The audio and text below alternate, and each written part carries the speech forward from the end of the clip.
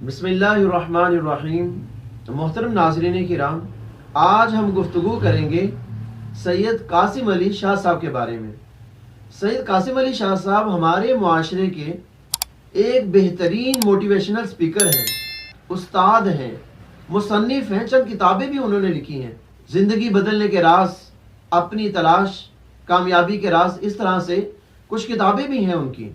لیکن مجھے بہت افسوس ہوا جب میں نے دیکھا کہ سید قاسم علی شاہ صاحب جیسا سمجھدار انسان بھی ڈاکٹر ذاکر نائک کے صحیح عمل پر تنقید کر رہا ہے۔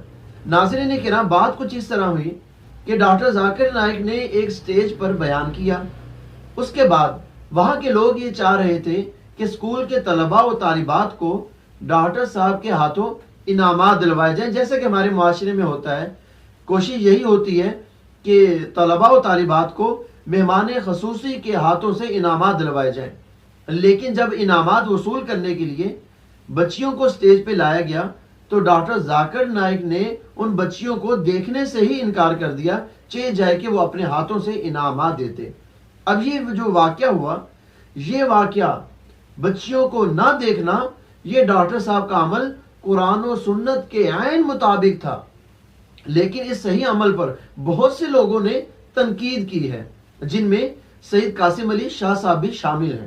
عجیب بات ہے کہ قرآن و حدیث سے ناواقفیت اس قدر ہے کہ تنقید کرتے سوچ بھی نہیں رہے کہ ہم مسلمان ہیں اور اپنے پیغمبر صلی اللہ علیہ وسلم کے عمل پر تنقید کر رہے ہیں۔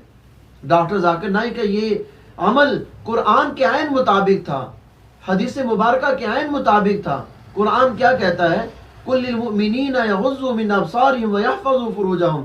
اے نبی رحمت صلی اللہ علیہ وسلم، ایمان والے مردوں سے فرما دیجئے کہ وہ اپنی نگاہیں نیچی رکھیں اور اپنی شرمگاہوں کی حفاظت کریں۔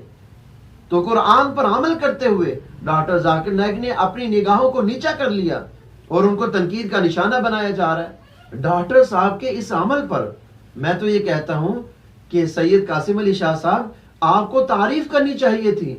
آپ موٹیویشنل سپیکر ہیں، آپ کو تعریف کرنی چاہیے تھی کہ ڈاکٹر صاحب آپ نے یہ عمل بہت اچھا کیا، لیکن آپ نے تعریف کی بجائے مذمت کرنی شروع کر دی۔ نہایت افسوس کی بات ہے۔ شاہ صاحب، ایسا نہیں ہے کہ اگر آپ سے کوئی غلطی ہو جائے تو وہ غلطی نہیں ہے۔ اگر غلطی ہو گئی تو اس غلطی کو ایکسپٹ کر لینا چاہیے، تسلیم کر لینا چاہیے۔ غلطی کو تسلیم کرنے میں ہی بڑا پن ہے۔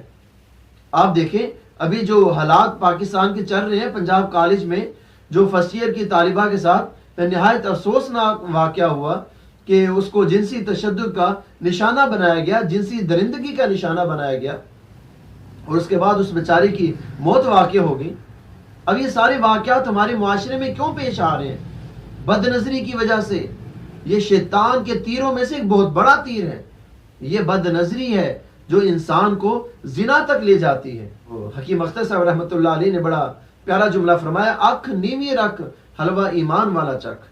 جو آنکھ کو نیچا رکھتا ہے اس کو ایمان کی حلاوت نصیب ہوتی ہے، ایمان کی مٹھاس نصیب ہوتی ہے، اور دل کی اس کی آنکھیں کھلتی ہیں۔ سید قاسم علی شاہ صاحب، آپ تو کہہ رہے کہ وہ میری بیٹیاں ہیں۔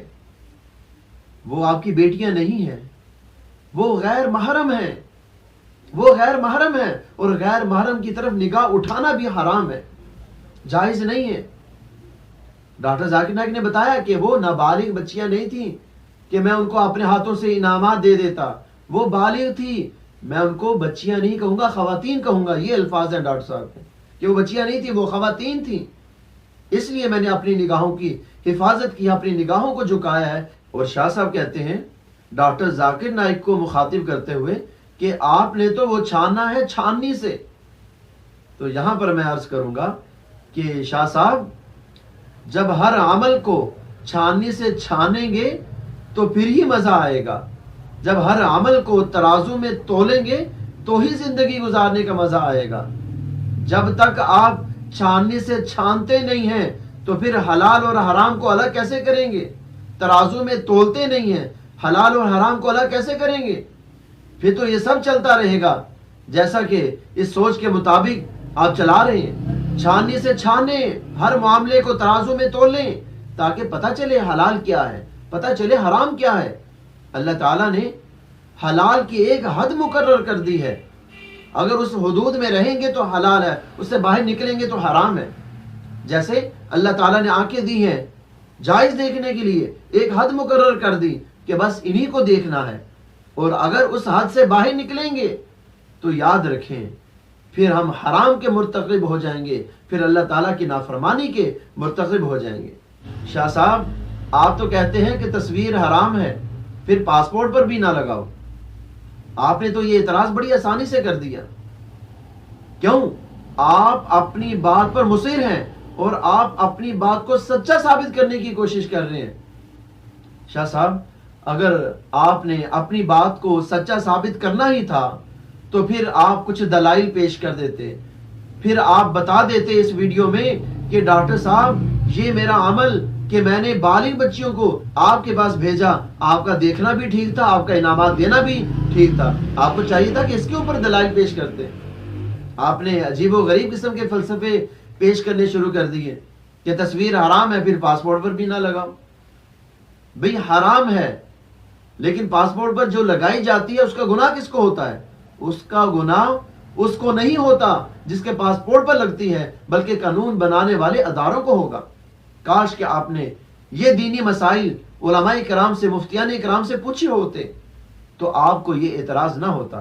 لیجئے میں آپ کی خدمت میں بنوری ٹون کا فتویٰ بھی پیش کرتا ہوں، آپ خود اپنی نگاہوں سے دیکھ لیجئے کہ پاسپورٹ پر اگر تصویر لگائی جاتی ہے تو اس کا گناہ کس کو ہوتا ہے۔ شاہ صاحب آپ تو کہتے ہیں کہ ڈاکٹر صاحب نے کھوتا کھو میں پھینک دیا۔